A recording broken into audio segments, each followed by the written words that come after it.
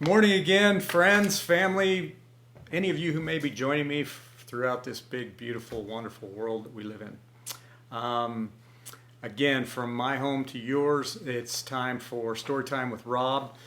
And as I was thinking this morning, you know, with some of us being tied up in our houses, what a great opportunity and time it is to magnify our talents. You know, each of you, as well as myself and my wife and kids, have all been blessed with so many great talents. And sometimes we, as they say, bury them under a bushel. It's time to open those up, figure out what things we can magnify and develop. And sometimes those little tiny things can turn into great big new ventures for us in life. And so I was thinking, what kind of things does that actually look like? For example, my wife always said, whenever we never have enough time, and so I always have this tagline, well, it's time for me to write that book that I've been putting off for all these years. Maybe it is. Maybe it's time to write some poetry or make a video. This is new for me. Paint a picture. I know many of you are fledgling artists.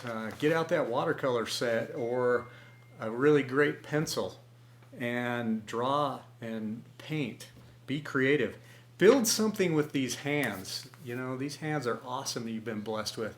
Build something with your hands. I know that each of you have a project out there that you've been putting off for a long time. It may be building shelves to reorganize your garage or clean out your garage. It's a perfect time to, you know, my wife is, what is it, Marie Kondo, whatever her name is, her closet, and do all of those kinds of things. Learn to cook. What a great opportunity to learn to cook something. There are so many recipes on Pinterest. But maybe it's time to kind of quit doing this or this and start doing things with your hands. Be creative. Reach out. Push yourself a little bit.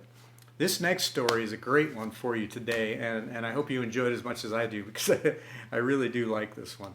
This one is called The White Rooster Story, and this is a sequel to The Little Red Hen. So here we go. Said the big white rooster, gosh all hemlock, things are tough. Seems like worms are getting scarcer and I can't find enough. What's become of all those fat ones is a mystery to me. There were thousands through the rosy spell, now where can they all be? The little red hen who heard him didn't grumble or complain. She'd gone through lots of dry spells. She'd lived through floods and rain. So she flew upon the grindstone and gave her claws a whet. As she said, I've never seen a time that there were no worms to get. She found a new undug spot. The earth was hard and firm. The big white rooster jeered, new ground, that's no place to find a worm. The little red hen just spread her feet. She dug both fast and free. I must go to the worms, she said. The worms won't come to me. The big white rooster vainly spent his days and habits by the ways, where fat worms had passed in squads in the rainy, rosy days. When nightfall found him supperless, he growled in accents rough. I'm hungry as a fowl can be. Conditions sure are rough. But it must be worse for you must not only be tired, but you must be hungry too.